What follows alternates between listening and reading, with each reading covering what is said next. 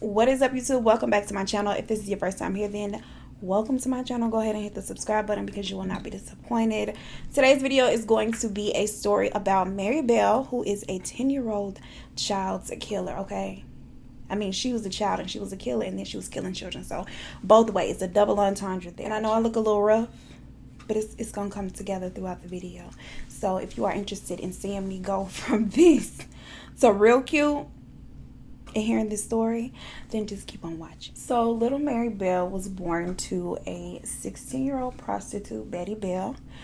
And the story goes, when she was first born, her mother pushed her out and was like, get this thing away from me.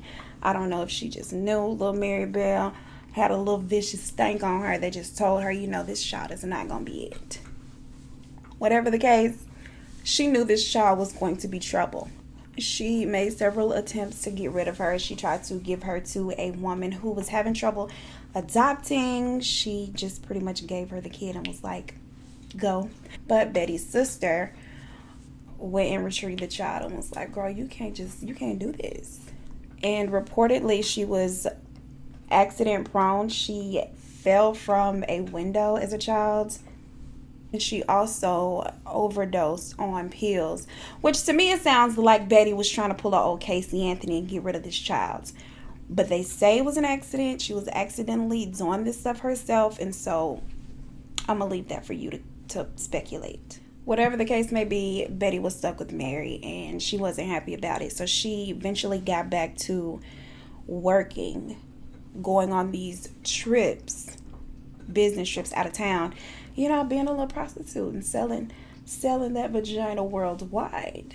Apparently, when she was in town, she was very evil towards her daughter. She would abuse her. There are reports also that said that she started prostituting her out when she was just 5 years old.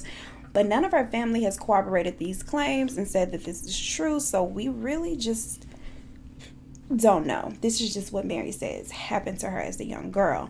But what we do know is that she was a witness to her 5-year-old friend being hit by a bus and killed. And so they feel like that took a toll on little Mary Bell and probably had something to do with why she grew up to be so crazy. Well, actually, she didn't even grow up to be crazy. She just turned crazy around 10. Little Mary became a very withdrawn and strange, manipulative child herself, and people just were like, you know, she's been through a lot, so that's why, anybody would be a little crazy having a mother who's allegedly sold them into prostitution and tried to kill them on a couple times. A couple weeks prior to Mary turning 10, she was playing with a 3-year-old, and the 3-year-old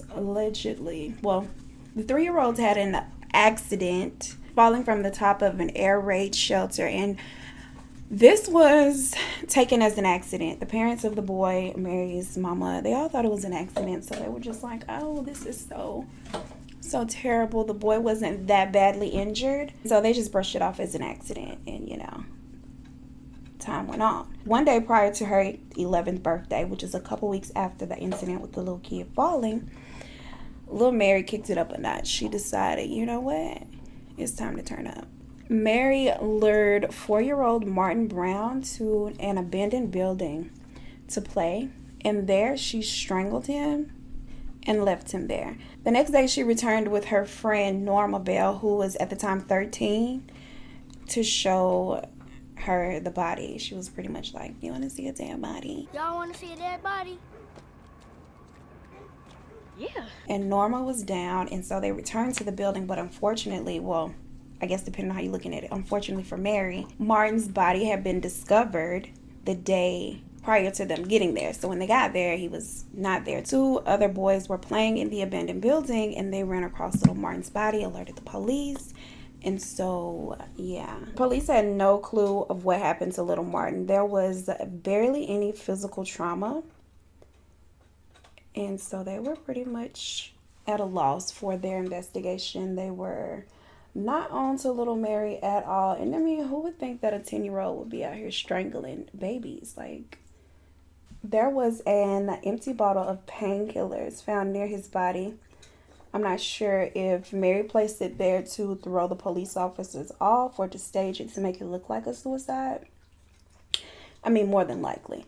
But anywho, with little to no other information, they assumed that he had swallowed the pills and ruled his death an accident. The young child's family really had no other reason to assume that it was anything but an accident because there was no evidence of foul play. So they proceed to bury him as any normal family would until little Mary shows up on the doorstep of the family and asks to see him.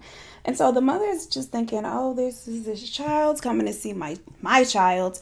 And she's unaware of the tragedy that is his death. And so she very gently explains to this child that Martin had passed away, that he wasn't there. But Mary, being the little evil bad seed that she is just like, oh, I know.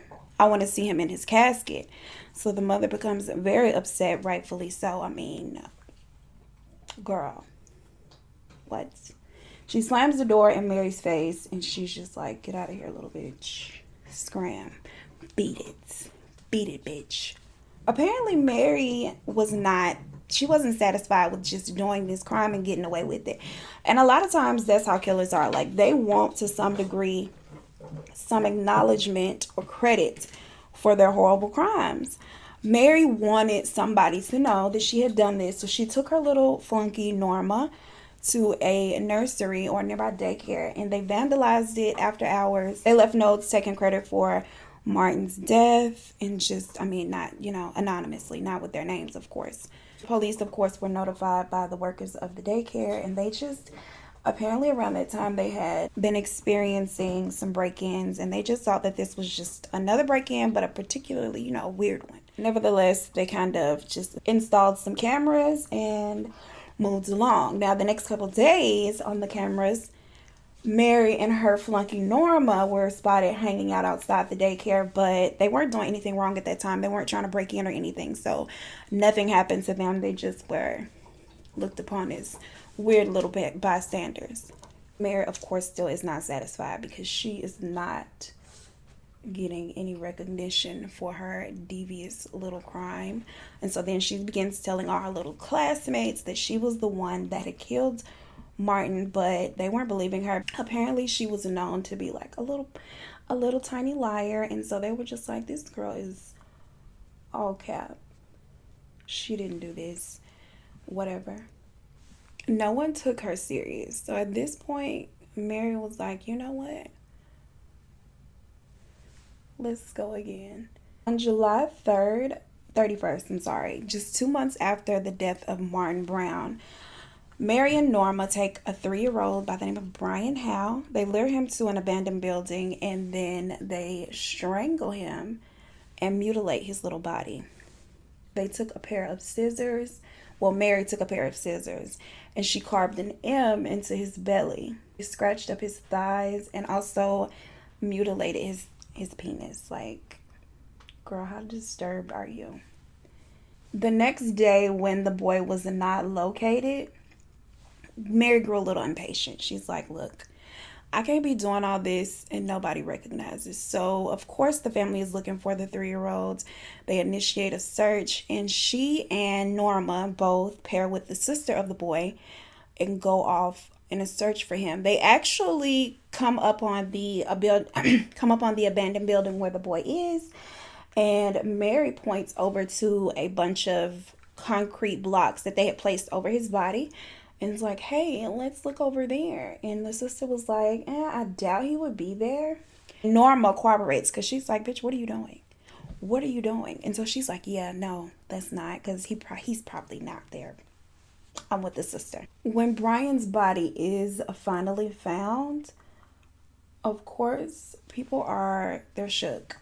They're hiding their children. They're very worried about a child killer being on the loose. They interview local children to see like if anybody has been around the neighborhood, I guess, like, pulling up in a kidnapping van trying to lure them with candy. They are at a loss because there's like little to no evidence. They don't know what's up. So of course people are terrified. I would be terrified too, trying to hide my child. When the coroner's report came back, Oh, child, that is not the one. The coroner noted in its report that the amount of force used to strangle the child was unusual for the suspect to be an adult. So they literally assumed that it had to be another child, which was very odd. Typically, you don't have children out here killing other children, but hey. They, of course, began interviewing the local children, and both Norma and Mary were very strange in their interviews. Norma was described as being very excited, very interested, and Mary was very evasive. And they also told her that it had been said that she was seen with him on the day of his death. She had been spotted outside his house lurking on the day of his burial, and even seen rubbing her hands together, smiling like Birdman when she saw him in his coffin, which is quite noticeable, alarming, and strange, right? See, when I tell people that I'm worried that, I might get a kid that doesn't like me, or maybe I don't like it, they always laugh at me and they're like, oh, that's so ridiculous. And I'm like, is it really? Because look at this. Look at these two. And then I'm just stuck. Word gets out that Mary is pretty much known as a strangler of children. Okay, a couple of parents have complained that Mary had strangled their children and nothing ever came of it. It was just like, don't do that, Mary. That's so bad. And that was pretty much it. So with this information, Mary is called in for a second interview with investigators. And in this interview, feeling kind of like, okay, they're on to me, she decides to tell them that she saw Brian, her latest victim, with an 8-year-old boy that day, and he was also carrying a pair of broken scissors. And at that point, the investigation had not given any details about the mutilation of the boy's body. It was just that he was found strangled. And so, of course, that's not information that anybody would know besides the investigator and the murderer. And that was pretty much her downfall. They were like, girl, what now? Investigators bring back both Mary and her little buddy Norma. And at that point, they both started to crack under pressure. Norma said that Mary had done it. Mary admitted to being there, the scene of the murder, but she said that Norma had actually done it. And so at this point, they're just blaming each other, girl. They're just pointing the finger at each other. Pointing their little tiny fingers at one another. Both of the children were accused of murder and went to trial. Norma was set free because they said that she was just under a bad influence of little Mary, who was found guilty not of murder but of manslaughter instead, because a psychiatrist had convinced the jury that she was definitely a psychopath. And because of her being a psychopath, she kind of like barely had control over her psychopath actions. Kind of like a, guilty by insanity type of thing. And little Norma was regarded as her unwilling accomplice, which she didn't seem so unwilling to me. The judge concluded that Mary was a dangerous person, even at the age of 11. She was now 11. And a serious threat to other children, obviously, for obvious reasons. She was sentenced to be imprisoned at Her Majesty's pleasure, which this was over in the UK. And what that means is you don't get a specific amount of time. You just, when the powers that be, they decide, okay, this girl is good to go. She's no longer a threat to anybody or herself. She is free. So she spent 12 years locked away. After 12 years, they decided that she had been rehabilitated and was no longer a threat or, dangerous to the public. So at the age of 23, she is released. And this angered a lot of people. Like, they were like, that's not enough. She's killed people, keep her. When she was released, she was granted a new identity and full protection under the law. A lot of people saw that as her being given a new life after she had taken to, and they were pissed. She was released in 1980, and even to this day, she's 62 now, she is still being protected at a secret address by the government, because every time she would move, like the tabloids, they would find her, they would stalk her, and she just wanted a chance at a normal life. And I guess the judicial system agreed that she should have a chance at a new life. 4 years after her release, she had a daughter of her own. She was able to keep her past a secret until the child was 14. They located Mary by like her common law husband, and then they exposed, her life in the newspaper and where she was now, what she was doing. And so at that point, they actually upped her protection.